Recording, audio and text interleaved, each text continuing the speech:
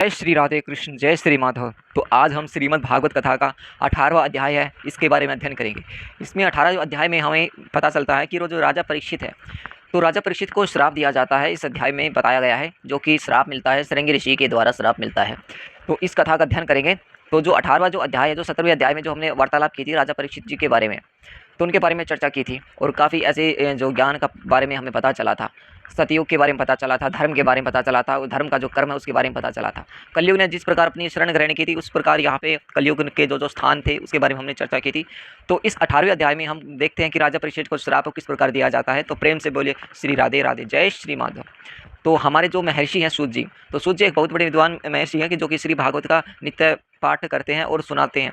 तो सूत जी कहते हैं कि अद्भुत कर्मा भगवान श्री कृष्ण की कृपा से राजा परीक्षित अपनी माता की कोख में जो अश्वत्थामा है, तो ब्रह्मास्त्र जल जाने पर भी नहीं मरे। तो सूत जी कहते हैं जो अश्वत्थामा है, तो अश्वत्थामा ने जिस प्रकार ब्रह्मास्त्र चलाया था, जब उत्तरा के गर्भ में, माता उत्तरा के गर्भ में राजा परीक्षित जब गर्भ में थे तो चलाया था, तो तब भी वो काम नहीं करा, क्योंकि उस पर कृष्ण भगवान की महिमा थी, कृष्ण भगवान का आशीर्वाद था, क्योंकि कृष्ण भगवान उनके दादाजी लगते थे। तो जिस समय ब्राह्मण के हिसाब से उन्हें डसने के लिए तक्षक आया, अब ब्राह्मण के जो डसने से जब तक्षक आए, तो उस समय वे प्राणनाशक, वे महान भय से भयभीत, मतलब बिल्कुल नहीं डरे जब वो तक्षक आए थे, तक्षक नाग आए थे, क्योंकि उन्होंने अपना जो चित्त, अपना जो मन है, वो भगवान श्री कृष्ण के चरणों में समर्पित कर दिया था। उन्होंने सबकी जो आसक्ति छोड़ दी थी, गंगा तट पर जाकर श्री सुखदेव जी से उपदेश ग्रहण किया और भगवान के स्वरूप को जानकर अपने जो शरीर को त्याग किया। तो जो लोग भगवान श्री कृष्ण को लीला कथा कहते रहते हैं, वे कथामृत का पालन करते हैं। जैसे कि देवताओं को अमृत पान होता है, ऐसे ही हम अगर भगवान कृष्ण की महिमा का अगर हम सुनाएं या सुने, कहीं से भी कथा में सुने, घर पर सुने, घर वालों को भी सुनाएं, तो ये एक कथामृत पान है, ये एक पान है, जैसे अमृत पान के तुल्य बताया गया है। ठीक है, तो इन दोनों साधनों के द्वारा चरण कमलों का हम स्मरण करते, भगवान श्री कृष्ण के चरणों का हम ध्यान करते हैं। जय श्री कृष्ण। उन्हें अंत काल में भी मोह नहीं होता, जो उनका अंत काल है उनमें भी उनको मोह नहीं होता, वो मोह माया से बिल्कुल परे हो जाते हैं। जब तक पृथ्वी पर अभिमन्यु नंदन महाराज परीक्षित जी तो वो सम्राट रहे, तो तब तक जो कलयुग तो आ चुका था, लेकिन कलयुग का जो प्रकोप है वो बिल्कुल सीमित नहीं था, न के बराबर था, क्योंकि जो राजा परीक्षित है वो एक धार्मिक थे, मतलब धर्म से रिलेटेड थे वो। ठीक है, तो धर्म इतना ज़्यादा था, तो कलयुग का कोई उन पर प्रभाव नहीं पड़ा, ना उनकी प्रजा पर पड़ा, ना उसकी शासन काल पर पड़ा। ठीक है, तो यह भेड़िए के समान बालों के प्रति सूरवीर तथा धीरवीर पुरुषों के लिए बड़ा ही भीरू है। यह प्रमादी मनुष्य को वश में करने के लिए सदा सावधान रहता है। तो सोनकादि ऋषियों कहते हैं कि आप लोगों ने, मैंने इस कथा से युक्त राजा परीक्षित जी का जो पवित्र चरित्र है ये सुनाया है। आप लोग अब यही पूछते हैं कि भगवान श्री कृष्ण ने कीर्तन करने योग्य बहुत सी लीलाएं करते हैं, इसलिए उनके गुण और लीलाओं से संबंध रखने वाली जितनी भी जो कथाएं हैं वो कल्याणकारी पुरुषों का सेवन करना चाहिए। तो ये जो सूत जी हैं ये कहते हैं कि जो राजा परीक्षित थे, तब तक्षक नाग आया था, तब वो उसको डसने आया था, जब उनको पता था कि ये मेरी मृत्यु है, इससे मेरी मृत्यु निश्चित है, तो भी वो डर नहीं लगा उनको। क्यों डर नहीं लगा? क्योंकि भगवान श्री कृष्ण के अपना जो चित्त मन था भगवान श्री कृष्ण के चरणों में उन्होंने समर्पित कर दिया था। तो ये इस प्रकार यहाँ पे बातें बताई गई हैं। अब ऋषियों ने कहा, सौभाग्य स्वभाव सूत जी, आप युग युग जियो, आप क्योंकि मृत्यु के प्रवाह में पड़े हम लोगों को भगवान श्री कृष्ण की अमृत उज्ज्वला कृति का श्रवण करवाते हो। अब ऋषि कहते हैं कि आप युग युग जियो, क्योंकि भगवान श्री कृष्ण की महिमा आपने हमें सुनाई है। ठीक है, आपने हमने वो पाठ सुनाया है, तो हमारा जो ये जीवन है ना, हमारे जीवन धन्य हो चुका है। यज्ञ करते करते उसके धुएं से हमारा जो शरीर है वो धूमिल हो गया है। ठीक है, फिर भी इस कर्म का कोई विश्वास नहीं है, कब कौन सा कर्म बन जाए, इतने ऋषि जब कह रहे हैं, तो कब कौन सा कर्म बन जाए इसका कुछ भी भरोसा नहीं है। ठीक है, कोई भी भरोसा नहीं है। इधर आप तो वर्तमान में भगवान श्री कृष्ण के चरण कमलों का मादक और मधुर हमें जो अमृतपान है वो कथा के द्वारा पिला रहे हो। ठीक है, और भगवत प्रेमी भक्तों के लव मात्र के सत्संग से स्वर्ग एवं मोक्ष की तुलना नहीं की जा सकती। जो भगवत प्रेमी है, जो भक्तों के लव मात्र सत्संग से जो स्वर्ग एवं मोक्ष की है वो तुलना नहीं की जा सकती।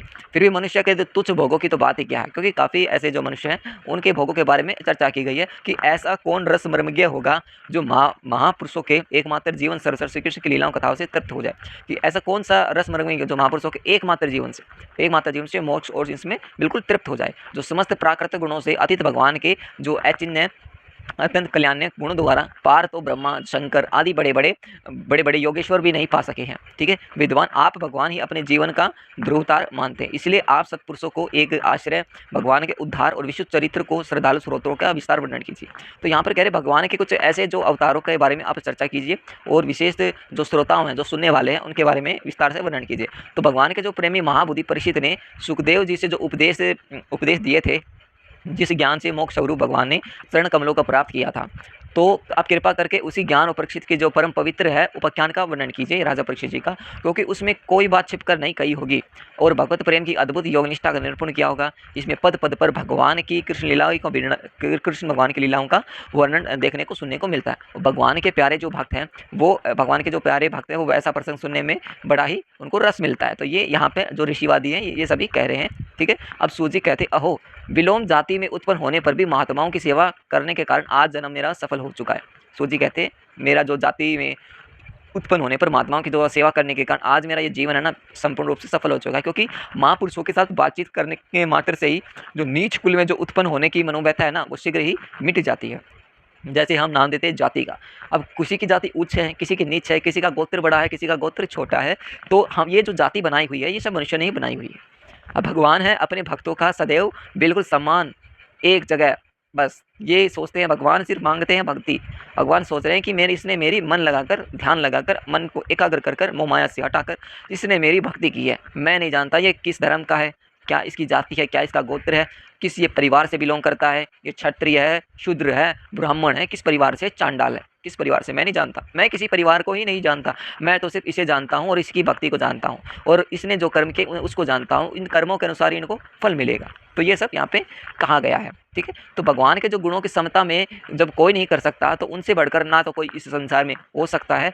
उनके जो गुणों की जो विशेषता समझाने के लिए इतना कह देना ही पर्याप्त है कि जी लक्ष्मी जी अपने को प्राप्त करने की इच्छा से प्रार्थना करने वाले जो ब्रह्मादि देवताओं को छोड़कर भगवान के ना चाहने पर भी उनके चरण कमलों की रचना की ही सेवन करती है। तो लक्ष्मी जी क्या करती है, भगवान के चरण कमलों का ही सेवन करती रहती हैं। अब यहाँ पे सुनिएगा कि ब्रह्मा जी ने भगवान के चरणों का प्रक्षालन करने के लिए जो जल समर्पित किया था, तो चरणों का जो प्रक्षालन करने के लिए जो जल समर्पित किया था वही उनके चरण नखों से निकलकर गंगा जी के रूप में प्रवाहित हुआ था। ये जो जल है ये महादेव जी सहित सारे जगह को पवित्र करता है। तो जो इस प्रकार की जो अवस्था है ना, ये जो त्रिभुवन में श्री कृष्ण भगवान के अतिरिक्त भगवान सब दूसरा का और क्या ही ये अर्थ हो सकता है। जिनके प्रेम को प्राप्त करके जो धीर पुरुष होते हैं वो बिना किसी हिचकिचाहट के सारी आसक्ति को छोड़ देते हैं, उस अंतिम परमहंस आश्रम को स्वीकार करते हैं जिसमें किसी को कष्ट न पहुंचाना और सब ओर से उपशांत हो जाना ये स्वधर्म होता है। तो ये बातें कही गई जो सूर्य के जो समान जो प्रकाशमान महात्माओं, और आप लोगों ने मुझसे जो कुछ पूछा वह समझ कर मैं अनुसार सुनाता हूँ। जैसे पक्षी अपने जो शक्ति के अनुसार है ना आकाश में उड़ता है, वैसे ही विद्वान लोग अपनी अपनी बुद्धि के अनुसार ही श्री कृष्ण भगवान की लीलाओं का वर्णन करते हैं। एक दिन अब बात सुनो, अब राजा परीक्षित की जो कहानी है ये शुरू होती है यहाँ से। ये तो हमने थोड़ा वृतांत जाना था राजा परीक्षित के बारे में कि राजा परीक्षित जब तक्षक नाग आया तो उसको कितना भय लगा और क्या क्या लगा, और भय नहीं लगा तो क्यों नहीं लगा। जब तक तक्षक जब हम एक जो छोटा सा जो नाग होता है हम उससे इतने ज़्यादा भयभीत हो जाते हैं। जो तक्षक नाग है वो बहुत बड़ा नाग है और उस नाग से इतना ज़्यादा भय लगता है, इतना ज़्यादा भय लगता है राजाओं को कि पूछो मत।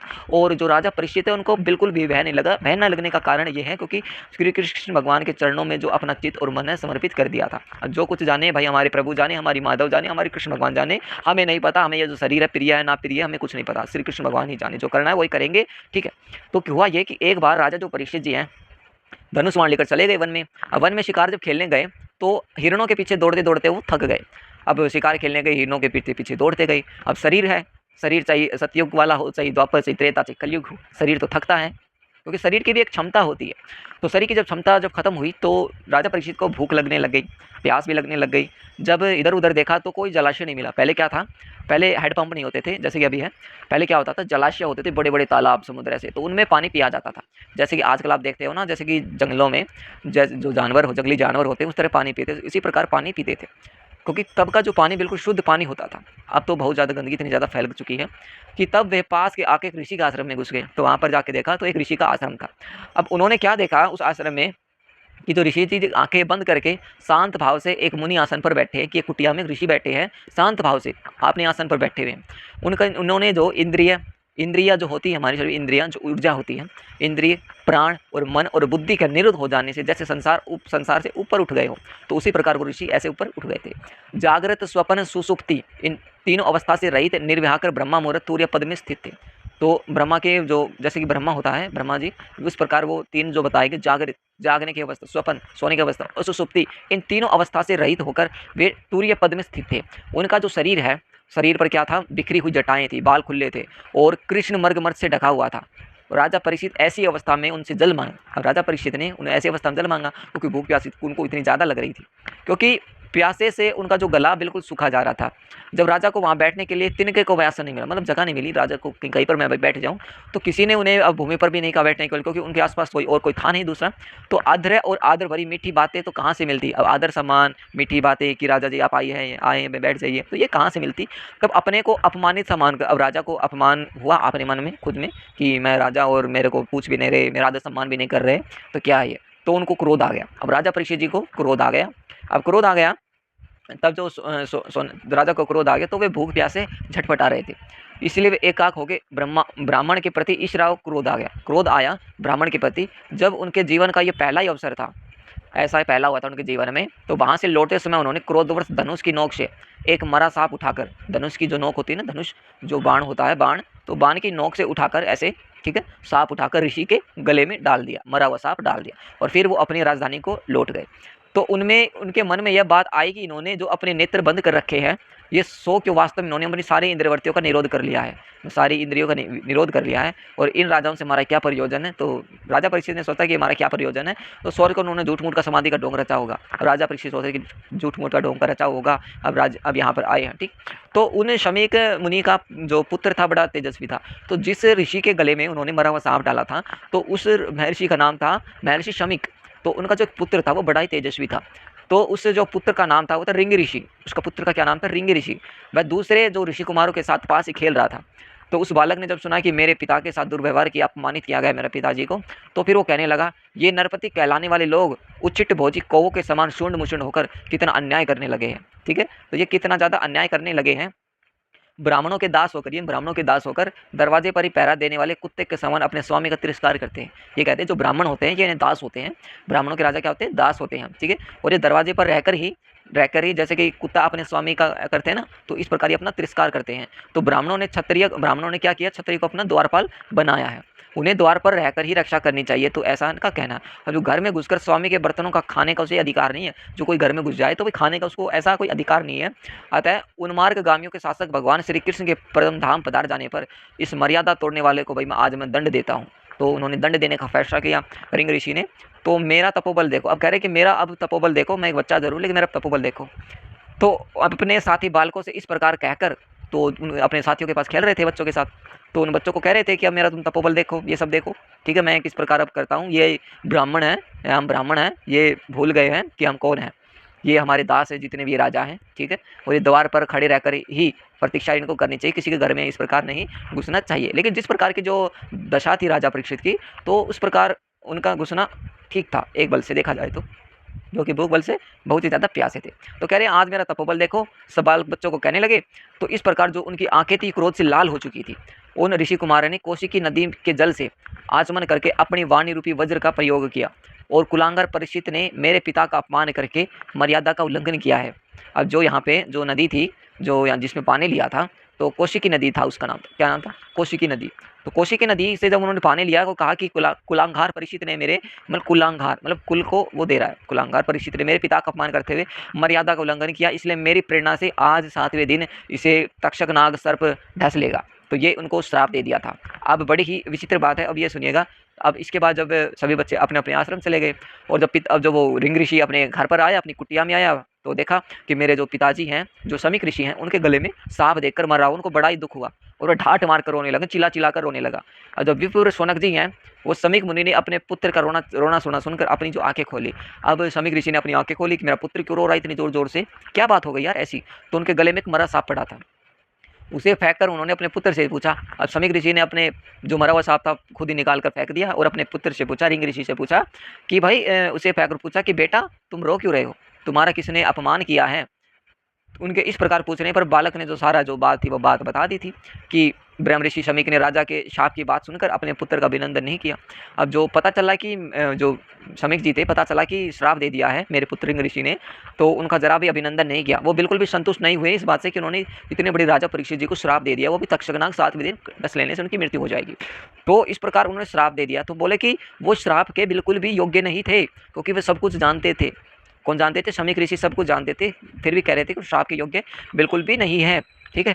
तो उनका तूने बड़ा पाप किया है बालक, थोड़ी सी गलती के लिए तूने उनको इतना बड़ा दंड दे दिया है, तेरी बुद्धि अभी कच्ची है, ठीक है, तुझे भगवत स्वरूप राजा साधारण मनुष्य के समान ही समझना चाहिए। जो तू भागवत स्वरूप राजा परीक्षित जी हैं, तो तुझे साधारण मनुष्य के समान ही समझना चाहिए। उनकी महिमा तो पता नहीं कितनी क्या है, उनके जो पूर्वज हैं, तो हमें उन सभी का ऋणी रहना चाहिए। उन्हीं की वजह से हम जी रहे हैं, उन्हीं की वजह से हम अपना जो जीवन व्यतीत कर रहे हैं, सही भजन तप कर रहे हैं। तो ये सब यहाँ उन्हीं की देन है। ठीक है, तो जो भगवत स्वरूप राजा साधारण मनुष्य को नहीं समझना चाहिए, क्योंकि राजा के दुष्ट से तेज से सुरक्षित और निर्भय होकर ही प्रजा अपना कल्याण संपादन करती है। जिस समय जो राजा का रूप धारण करके भगवान पृथ्वी पर नहीं दिखाई देंगे, उस समय जो चोर लुटेरे बढ़ जाएंगे, चोर लुटेरे बढ़ जाएंगे और भेड़ों के समान एक क्षण में ही लोगों का नाश करने लग जाएंगे। राजा के नष्ट हो जाने पर धन चुराने लग जाएंगे। चोर जो पाप करेंगे उसके साथ हमारा कोई संबंध ना होने पर भी वह हम पर भी लागू होगा, क्योंकि राजा के न रहने पर लुटेरे क्या हो जाएंगे, बढ़ जाएंगे और वे आपस में मारपीट गाली गलौज करेंगे, साथ ही पशु स्त्री धन संपत्ति भी लूट लेते हैं। उस समय यहाँ पर जो मनुष्य का जो वर्णाचार युक्त वैदिक आर्य धर्म ये लुप्त हो जाएगा। जो हम धर्म करते हैं, हम जो तप करते हैं, तपस्या करते हैं, योग साधना, ये सब नष्ट हो जाएगा। अर्थ लोभ और काम वासना के विवश होकर लोग क्या करेंगे, कुत्तों और बंदरों के समान वर्ण संकर हो जाएंगे। जो अर्थ और लोभ है और जो काम वासना होती है, जो व्यभिचार, तो जैसे कि एक कुत्ता नहीं होता है, जैसे कि कुत्ता होता है और बंदर होते हैं, जैसे कि खुलेआम जो व्यभिचार करते हैं, इस प्रकार ये सब करने लग जाएंगे। सम्राट जो परीक्षित है तो बड़े ही यशस्वी और धर्म धुरंधर हैं और उन्होंने बहुत से अश्वमेध यज्ञ किए हैं और वे भगवान के जो परम प्यारे भक्त हैं। वे ही राजश्री भूख प्यास से व्याकुल होकर हमारे आश्रम पर आए थे और वे साप के योग्य कदा भी नहीं। तो तुमने बहुत बड़ी गलती कर दी है। इस नासमझ बालक ने हमारे निष्पाक सेवक राजा का अपराध किया है। सर्वात्मा भगवान कृपा करके इसे क्षमा करे। महर्षि शमी करे कि अब इसको क्षमा करे, क्योंकि इस बालक ने इतना ज़्यादा अपराध कर दिया है ना, जो कि वो राजा बिल्कुल भी अपराध के लिए योग्य नहीं था। अब भगवान ने भक्तों में भी बदला लेने की शक्ति होती है, परंतु दूसरों के द्वारा किए गए जो अपमान, धोखाबाजी, गाली गलौज, आक्षेप, मारपीट का कोई बदला नहीं लेते। महामुनि शमी को पुत्र के अपराध पर बड़ा ही पश्चाताप हुआ। राजा परीक्षित ने जो उनका अपमान किया था उस पर तो उन्होंने ध्यान नहीं दिया। और राजा परीक्षित जो गला सूखा हुआ था उनका, तो राजा परीक्षित ने जब देखा कि मेरा तो यहाँ पर कोई सम्मान नहीं, मेरा कोई आदर नहीं, ना कोई पूछने का है, ना कोई और कोई है यहाँ पे, मेरा बड़ा अपमान किया, तो इस बात पर जो महर्षि शमीक ने बिल्कुल भी ध्यान नहीं दिया। और उस समय यही सबसे बड़ी बात थी। और आजकल तो आप अगर किसी ने आपको कुछ कह दिया तो एक बात को लेकर आप बैठ जाओगे कि इसे मेरे को कह ही दिया तो कैसे कह दिया, छोटी छोटी बातों पर लड़ाई हो जाएगी, क्योंकि कलयुग ने बुद्धि हर ली है।